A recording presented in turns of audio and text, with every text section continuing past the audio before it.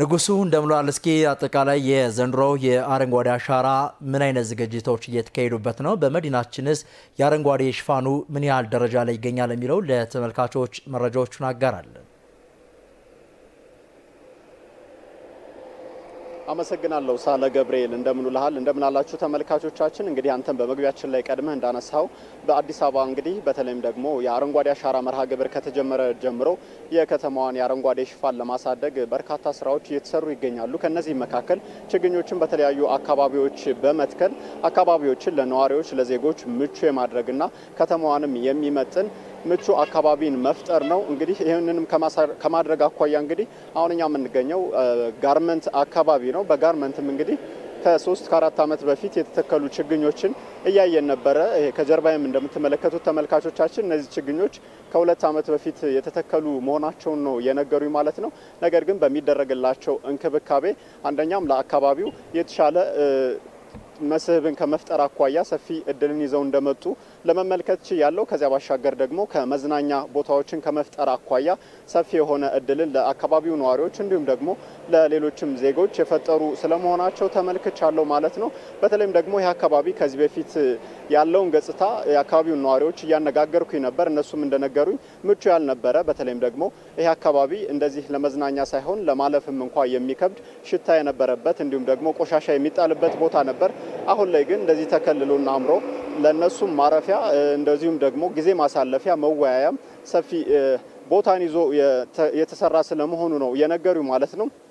እንግዲህ ነዋሪዎችን በተለያዩ አካባቢዎች ተማሪዎችን ጨምሮ ማለት ነው አዛውንቶች እዚሁ በመገኘት ጊዜያቸውን እያሳለፉ ነው። ብዙ የተለመደ አይደለም በፀሐይ ላይ ቁጭ ብለህ ጊዜ ማሳለፍ። ነገር ግን በተፈጠረው አካባቢ በዛፎቹ ጥላ ቁጭ ብለው ጊዜያቸውን በማሳለፍ እንግዲህ በተለይም ሰዓቱ 6 ሰዓት አካባቢ ነው፣ አሁን 6 ተኩል አካባቢ ነው። ነገር ግን የዛፎች ጥላ ስላለ የተሻለ ጊዜን እንዲያሳልፉ እንዳደረጋቸው ነው የነገሩ። ሌላው ደግሞ እንግዲህ ደግሞ የጤናን ከመጠበቅ አኳያ ከዚህ በፊት በርካታ በተለይም ደግሞ ህፃናት ይታመሙ እንደነበር፣ ምክንያቱም እዚህ አካባቢ በነበረው ሽታ ብዙ በርካታ ህፃናት ይታመሙ ነበር፣ በርካታ አዛውንቶች ይታመሙ ነበር። አሁን ላይ ግን ያ ነገር ተቀርፎ እንግዲህ መዝናኛ ቦታ ሆኖ እንግዲህ ወደ ጫካነት እየተቀየረ ይገኛል ማለት ነው ይሄ ቦታ።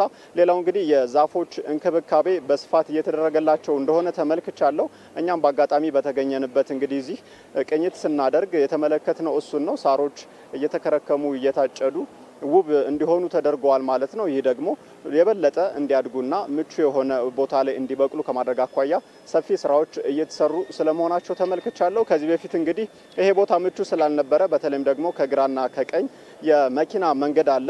በሱ በመኪናው መንገድ እንግዲህ በርካታ አደጋዎች ይከሰቱ እንደነበረ ነው ነዋሪዎች የነገሩን። አሁን ላይ ግን በእነዚህ አረንጓዴ ቦታዎች በመሀል ላይ ወክ ማድረጊያ መንገድ ስለተሰራላቸው በዚያ ያቋርጣሉ። የተሻለም እንግዲህ የትራፊክ ፍሰቱን ከማሳለጥ አኳያ አደጋዎችን ከመቀነስ አኳያም ይህ የአዲስ አበባ የችግኝ ተከላ ወይም ደግሞ የአረንጓዴ አሻራ መርሃ ግብር በአዲስ አበባ እየተከናወነ ያለው ማለት ነው ሰፊ ድልን ይዞ እንደመጣ ነው የነገሩኝ ማለት ነው። ከዚህ ባሻገር እንግዲህ በአጠቃላይ አዲስ አበባን ስሟን የሚመጥን አካባቢ ከመፍጠር አኳያ አረንጓዴ አካባቢዎችን ከማስፋት አኳያ ሰፊ ስራዎች እየተሰሩ እንዳሉ ተመልክቻለሁ። ከዚህ በፊት እንደምናስታውሰው ሳለ ችግኞችን እንዲሁ ይተከላሉ። ነገር ግን የእንክብካቤ ስራው ያን ያህል አልነበረም። አሁን ላይ ግን የእንክብካቤ ስራዎች በስፋት ተሰርተው እንደምትመለከተው እንግዲህ ከ2 እስከ 3 ዓመት ባለው ጊዜ ውስጥ ማለት ነው እነዚህ ወደ ዛፍ ወደ መሆን የተቀየሩበት ሁኔታ ነው ያለ። እነዚህ ለጥላ ተብለው የተተከሉ ችግኞች ናቸው። ከዛ ባሻገር ግን ለምግብነትም እንዲሁም ደግሞ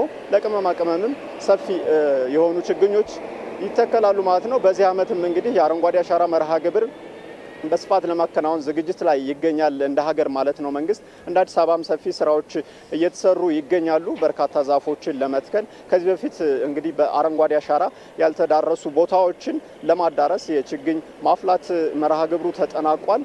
የቁፋሮ እንግዲህ እየተካሄደ ነው የሚገኘው በተለያዩ አካባቢዎች ማለት ነው።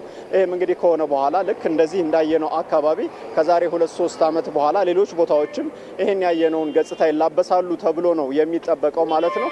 ከዚህ ባሻገርም እዚህ አካባቢ የሚኖሩ ዜጎች እንዳነሱልን እነዚህን ችግኞች የመንከባከብ የመንግስት ብቻ ኃላፊነት እንዳልሆነ መንግስት አንዴ እነዚህን ችግኞች ሊተክል ይችላል ነገር ግን ከመንግስት ኃይሎች ጋር በጋራ በመሆን ማለት ነው እነዚህን ችግኞች የመንከባከብ እንዲያድጉ የማድረግ ኃላፊነት አለብን ሲሉ ነው የተናገሩት ማለት ነው እንግዲህ ለዘንድሮ የአረንጓዴ አሻራ መርሃ ግብርም ዝግጁ መሆናቸውንና ሌሎች እንደዚህ ያሉ አካባቢዎችን በተለያዩ አዲስ አበባ ቦታዎች ላይ ለማየት እንደሚጓጉን የነገሩኝ ማለት ነው ሳህለ ያለኝ መረጃ ይሄ ነው በማታ የውሎ አዲስ መረጃችን ደግሞ የዚህን ዜና ዝርዝር ይዘን ወደ ተመልካቾች የምንቀርብ ነው የሚሆነው አመሰግናለሁ መልካም ሪፖርተራችን ንጉሶ በቃሉ ላደረስከን መረጃ እኛም እጅግ አድርገን አመሰግናለን መልካም ቀን ተመኘው